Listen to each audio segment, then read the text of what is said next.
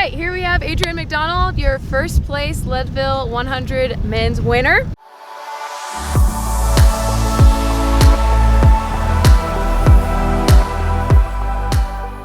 So Adrian, tell us about your day yesterday out on the course. So I went into it with a goal of like 17 hours, and I thought if I did that, I'd get on the top 3 on the podium. And then I ended up in first at the 50-mile turnaround, and I was like a little worried that I had gone out too hard. Right.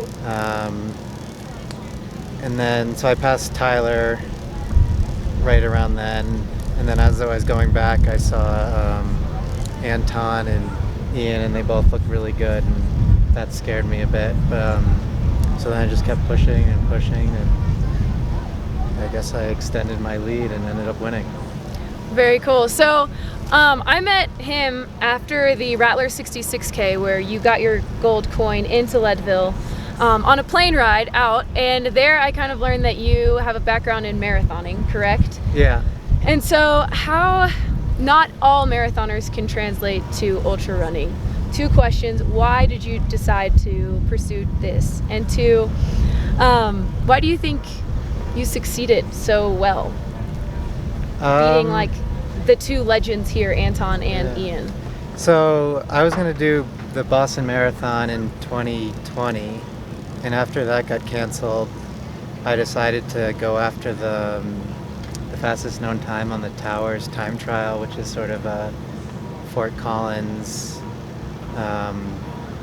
sort of like staple time trial route up in Horsetooth Mountain Park. And in doing that, I ran a lot of trails, and I'm like, oh, this is fun. Yeah. And I didn't end up getting the fastest known time, but I like found that I was like pretty good at going up hills. And I had also in 2019 won the Mount Evans ascent, which is up Mount Evans, which is a 14er. Mm-hmm. And so I'm like, maybe I could be good at like a high altitude race like Leadville.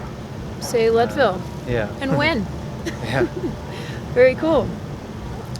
So yeah, and why I was successful, I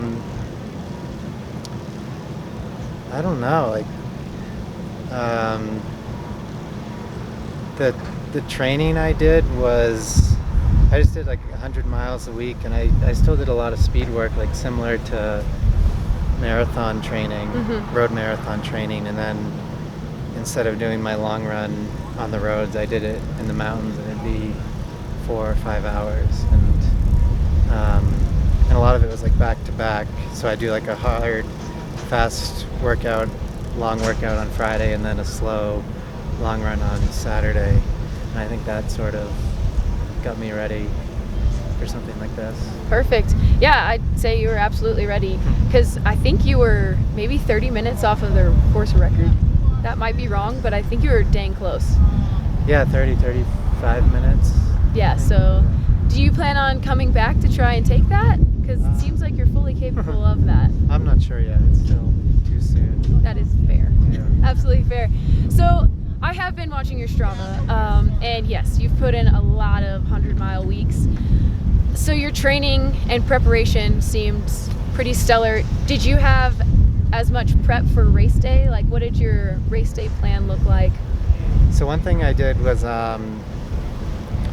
the 2 weeks leading up to the race, I was going to bed at 8 p.m. every night. I sort of try and like switch my internal clock. I was getting up earlier too. So Gotcha. that was like the big thing. Yeah, I think that, I don't know, I get a little anxious with my sleep the night before, so I think that helped with that. Very good. How would you say your race plan compared to the execution on race day? How did those compare? I don't know. So like I didn't really know what to, like I didn't have like paces for aid stations written down. I was just sort of going by feel. Nick Clark, he's sort of like my consultant, and he was out there pacing me for the last leg and crewing. he sort of just told me to run by feel and not worry about pace. So that's just what I did. Well, that seemed to have worked for you. So congrats. Did you have how did you feel about the course markings? I did miss a few turns. A whole group of the leaders missed one turn right at the start. Oh boy. Going into May Queen. And then I saw you. And was that Good your stuff. car that was blocking the flags? Yeah. No, it wasn't our car. Okay. Ours was behind that, but yeah. Yeah, that there was funny. a car I think that was hiding. Afterwards, the they put flags. 2 big arrows leading Okay. that way, but yeah, it's good stuff. But thanks for calling us Of back. course.